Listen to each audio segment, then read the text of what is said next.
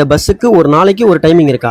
என்னங்க எனக்கு ஒண்ணுமே புரியல. ஹலோ கைஸ், பரமக்குடியில இருந்து மதுரை வரைக்கும் பஸ் டிராவல் பண்ண போறேன். இந்த ஸ்ரீ வேல்முருகன் பஸ்ல வெளியில ஒரு வீடியோ, உள்ள ஒரு வீடியோ எடுத்துட்டு ஒரு விண்டோ சீட்டா இல்ல பஸ்ல ஃப்ரண்ட்ல கண்டக்டர் சீட்ல போய் உட்காந்துட்டேன். 1:07க்கு பரமக்குடி பஸ் ஸ்டாண்ட்ல இருந்து பஸ் எடுத்துட்டாங்க.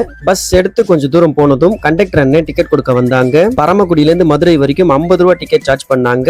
டிக்கெட்டை வாங்கிட்டு வெளியில வேடிக்கை பார்த்துக்கிட்டே டிராவல் பண்ணிட்டு வந்தேன். இந்த பஸ் பரமக்குடியில எடுத்து பார்த்திபனூர், மானாமதுரை, திருபுவனம் வழியா Madurai Mattuthavani bus stand reach பண்றாங்க. இந்த bus Madurai to Ramnad operate பண்ணிட்டு இருக்காங்க. ஒரு நாள் மதுரையில ஹால்ட் ஆனிச்சுன்னா இன்னொரு நாள் ராம்நாட்ல ஹால்ட் ஆகும். அதனால தான் ஒரு நாளைக்கு ஒரு டைமிங்னு சொன்னேன். பஸ்ஸோட டைமிங்ஸை வீடியோல மென்ஷன் பண்ணிருக்கேன். இந்த பஸ்ஸுக்கு ஆப்போசிட்டா ஒரு பஸ் ஓடுது. அந்த பஸ்ஸோட நேம் தெரிஞ்சவங்க கமெண்ட்ல சொல்லுங்க. எத்தனை பேர் கரெக்டா சொல்றீங்கன்னு பார்க்கலாம். சொல்லு, நீ தான் தைரியமான ஆளு, சொல்லு. 3:36க்கு மதுரை மாட்டுத்தாவணி பஸ் ஸ்டாண்டை ரீச் பண்ணிட்டாங்க.